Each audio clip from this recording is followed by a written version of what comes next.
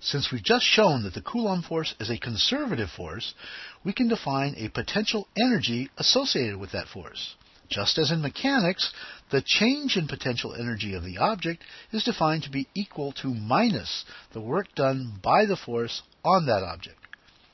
We can use the results from the last slide to determine that the change in potential energy as a positively charged particle is moved from a distance r sub a to a distance r sub b from a fixed positively charged particle is just proportional to the product of the charges and the difference of the inverse distances, as shown.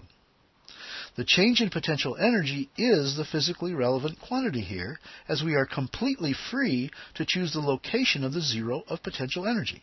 Recall that in mechanics, the gravitational potential energy of a mass m near the surface of the Earth was given by mgh, where h was the height of the mass above a convenient but arbitrary point which we had chosen to be the zero of potential energy, e.g. the floor, the table, or whatever.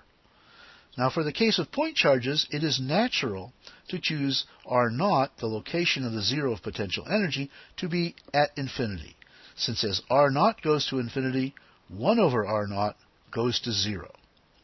In this case, then, the electric potential energy of particle 2, that is a distance r from particle 1, is just proportional to the product of their charges and inversely proportional to the distance between them. This simple equation captures the essential features of this situation. If the charges of the two particles have the same sign, the forces are repulsive, and the electric potential energy is then positive.